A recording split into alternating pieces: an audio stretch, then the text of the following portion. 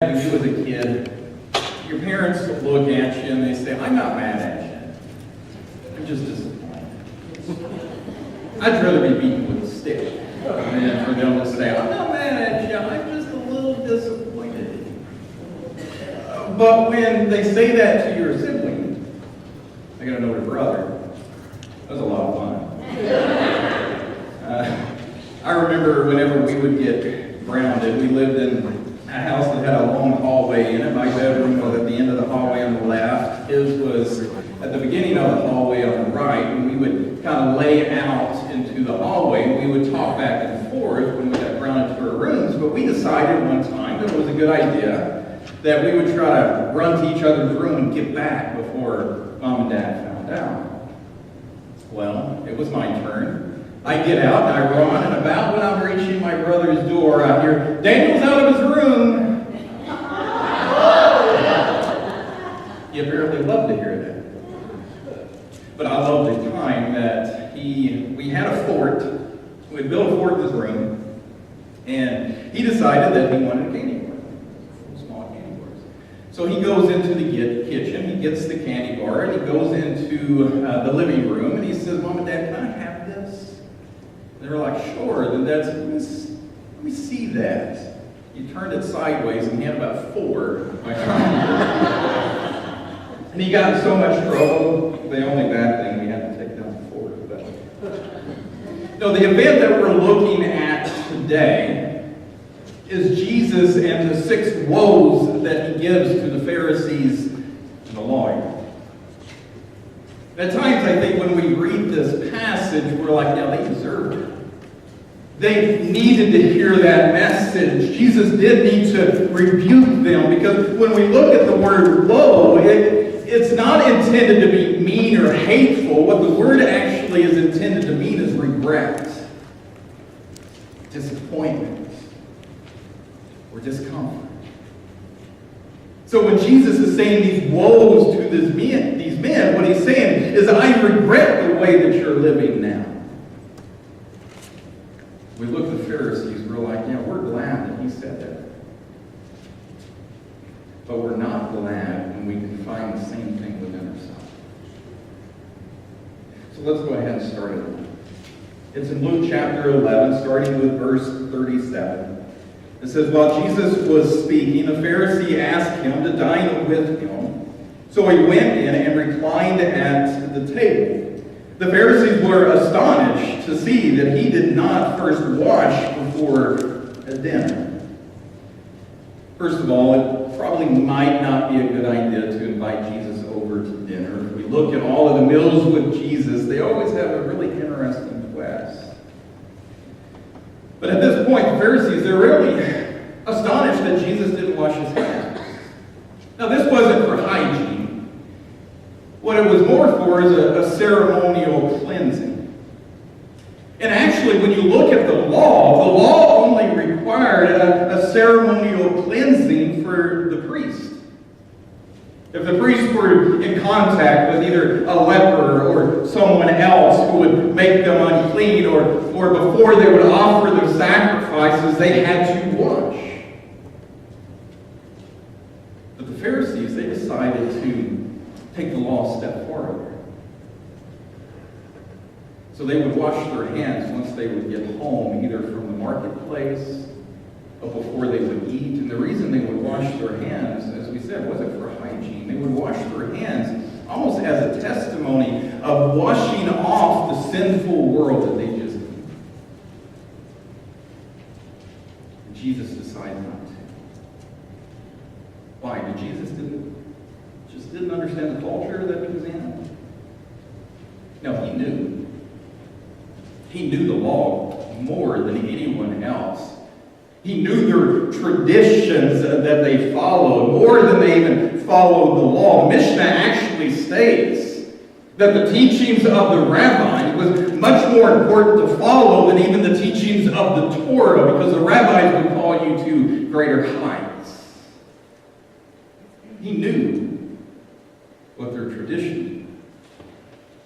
But I think he's setting the stage here to get ready to have a heart-to-heart conversation Because right after that it says, and the Lord said to him. Now let's stop there for a second.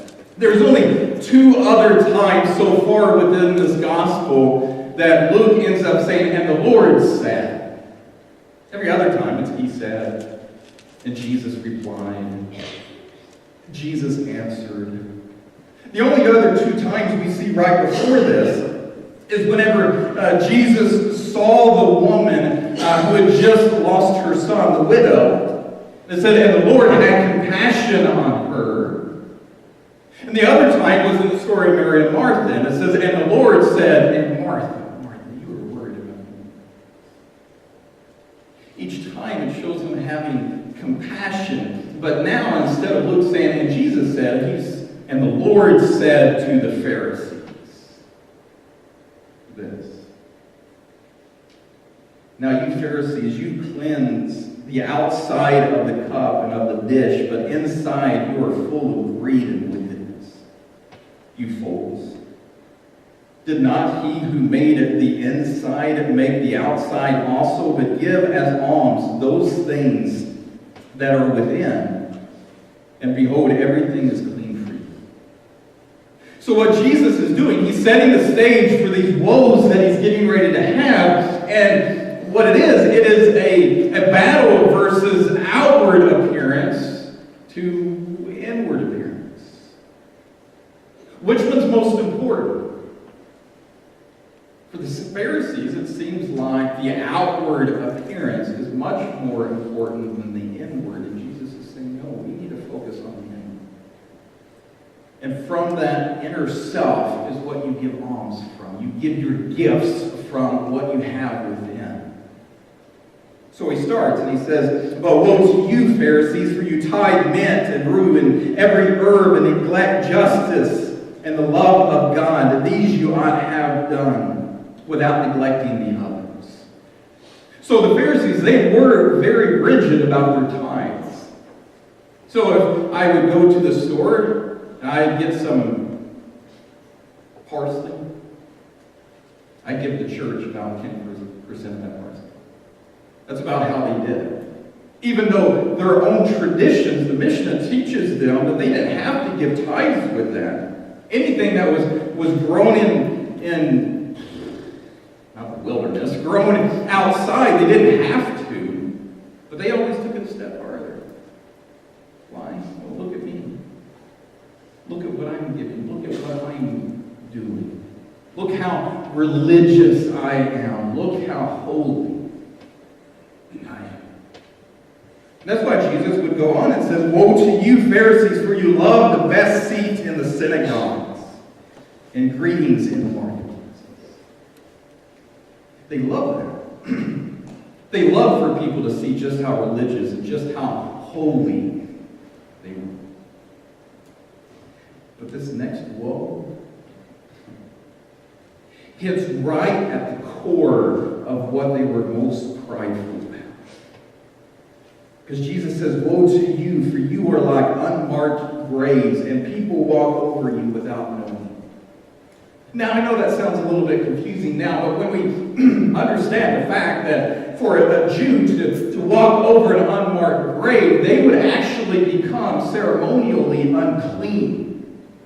They become spiritually unclean, and they would either have to offer a sacrifice or a cleansing to get rid of that uncleanness. So what's Jesus saying? You Pharisees, you think that you're so holy. You're so righteous. But those who follow you, those who watch you, and try to live like you live, ultimately you are making them unclean and unholy. That had to hit to the heart of everything they knew and everything they was right about. And it's no wonder why the lawyer spoke up, and this is one of the lawyers answering him, teacher, and saying these things, you insult us. Yeah, he is. Because he is regretful to where you are now. It's not just trying to be mean. He's showing remorse for the states of the religious leaders of his day. A lawyer, their job was to interpret the law for others. So if there was a dispute about something, if somebody needed the law to be interpreted to them, what does this mean? They would go to the lawyer, and the lawyer would say, well, this is what the law means. This is how you apply it. The problem is, oftentimes they didn't apply it to their own law. Because they were the interpreters of the law, oftentimes they seen themselves as above the law. But when Jesus is saying his woes, I think it's very important that you may keep your mouth shut. Because we go from, woe to you, Pharisees, woe to you, Pharisees. And the lawyer said, hey, you're insulting us. And Jesus says, woe to you, lawyers. It changes. He's talking about the Pharisees at one time. The lawyer speaks up and he's like, oh yeah, and you guys. Let me tell you what I'm regretful about you. And he said, woe to you, lawyer, for you load people with burdens hard to bear, and you yourself do not touch the burdens with one of your fingers. I guess the best way that I could explain this, if I get up every Sunday morning, and my sermon is, you need to do this, you need to live this way, you need to apply this to your life, you need to do this, you need to do this, and it's nothing but a bunch of do's and don'ts. And then you come to me and say, Daniel, I'm struggling, can you help me with this? No, that's your problem. I'll tell you what to do and not to do, but I'm not going to help you with it. That's what they did. They said, here's this huge burden that nobody can bear. Let me put it on you and then just let you feel guilty because you cannot. Each and every one of my sermons should at least, if there is a do this or don't do this, it should at least be applied to look at what Jesus has done and look at the Holy Spirit that's living within you that is helping you to achieve this. My sermon should never end with just do this and you'll be fine. It should always be do this because you have help to accomplish it. They didn't do that. Jesus goes on and says, woe to you, for you build tombs for the prophets whom your fathers killed. So you are witnesses, and you consent to the deeds of your fathers, for they killed them, and you built their tombs. Therefore also the wisdom of God says, I will send them prophets and apostles, some of whom they will kill and persecute, so that the blood of all of the prophets shed from the foundation of the world may be charged against this generation, from the blood of Abel to the blood of Zechariah, who perished between the altar and the sanctuary. Yes, I tell you, it will be required of this generation. That was a hard statement. What Jesus is saying is everybody who's ever been martyred, starting with Abel, the very first one killed, all the way to Zechariah, the last one to be killed, all of their blood is on your hands. Why? I mean, their response could be, hey, look, we're building tombs for these people that our fathers killed. If this prophet was in our day, we wouldn't have done that. Have we ever heard that in our generation? Yeah, we're better. We're wiser than the generations whose... No. It's kind of generational arrogance. But that's what they're saying. We're better than our fathers were. Yeah, they killed the prophets, but we're not like that. Who did they end up crucifying? The exact man that all of the prophets were pointing toward. This man wasn't just a prophet. He was the Son of God, God himself.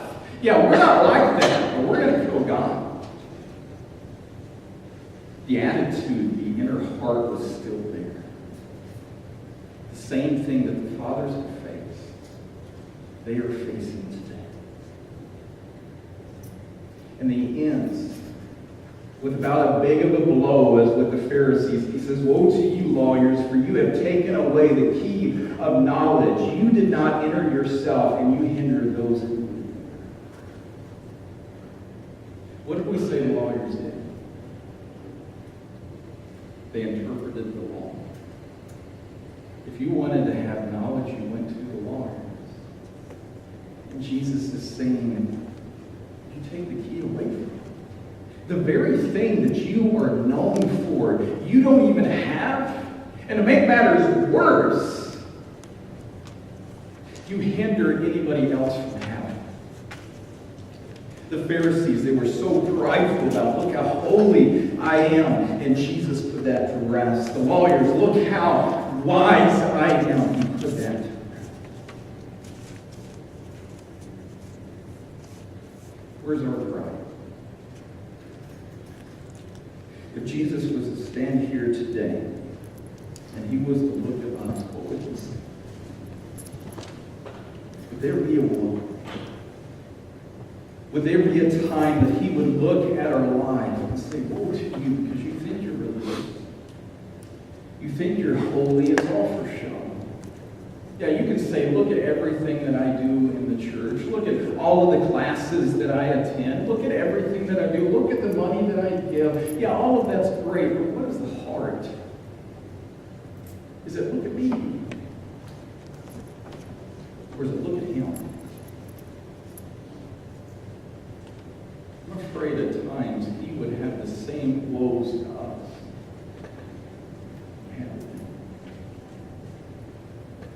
That's fearful. So I said, yeah, it's nice to look at it and say, yeah, he bashed the Pharisees, he bashed the lawyers, and he did a great job. But when we turn it around on ourselves, when we begin to look at our inner life ourselves, we begin to realize, oh, some of those parts are still in my life. And I need help to get it out. Because we have two choices. We can either rely on him and help try to purge those things out of our life, or we can do exactly what the Pharisees and lawyers did. It says, as he went away from there, the scribes, the lawyers, and the Pharisees began to press him hard, to provoke him to speak about many things, lying in wait for him to catch him in something he might say. They set a trap so that they could catch him in something, so that they would have some ammunition to try to put this man to death. But what I love is when it says to catch him in something. The word catch there, it's the exact same word that is oftentimes used in trying to catch a wild beast. I think Luke puts it in there for a reason. They're trying to catch this man in something. But they don't realize just how powerful he is. Lack of better words, just how wild of a beast that he is, because you cannot tame him. You cannot put him in a box. That's what they tried to do. They fell. So I said, we've got two choices. We can either try to tame him, try to put him in a box, and find ourselves trying to catch something that's far greater than we could ever imagine. Or we can turn to him because we know he loves us. We know that he'll be here for us. And when he points out things in our life that needs to be changed, that needs to be purged, he doesn't do it in a vindictive way, but in a loving, compassionate way. So which side will you choose?